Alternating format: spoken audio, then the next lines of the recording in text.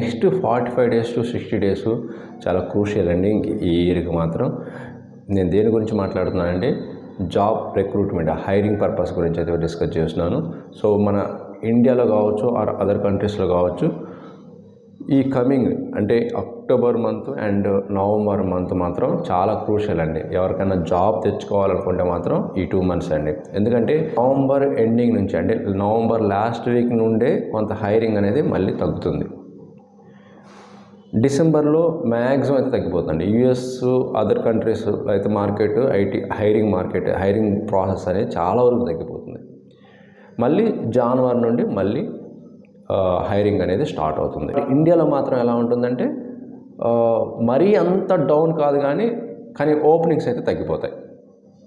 ఏది December month కూడా చాలా వరకు తగ్గిపోతాయి. ఈ అక్టోబర్ అండ్ నవంబర్ మంత్స్ అనేవి చాలా క్రూషియల్ అండి జాబ్ సీకర్స్కి అండ్ ఎవరైతే కంపెనీ చేంజ్ అవ్వాలనుకునే వాళ్ళకి. ఓకే, తర్వాత ఏంటంటే అసలు కంప్లీట్గా ఉండవా అని మీరు క్వశ్చన్ ట్రై చేయొచ్చు. కంప్లీట్గా ఉండవని ఎప్పుడు అలా ఏమి ఉండదండి, బట్ చాలా వరకు డౌన్లోకి పోతుంది డిసెంబర్ మంత్. దానికి రీజన్ ఏంటో మీ అందరికి తెలిసిందే. ఎందుకంటే ఎక్కువగా ప్రాజెక్ట్స్ కానీ క్లయింట్స్ కానీ వీళ్ళందరూ కూడా హాలిడేస్ మూమెంట్లోకి వెళ్ళిపోతారు, ఆ మూడ్లోకి వెళ్ళిపోతారు. ఎందుకంటే క్రిస్మస్ హాలిడేస్ అది వస్తాయి December month. Okay, so information మీ ఫ్రెండ్స్కి అండ్ మీ ఫ్యామిలీ మెంబర్స్ అందరికి షేర్ చేయండి అండ్ మర్చిపోకుండా లైక్ చేయండి.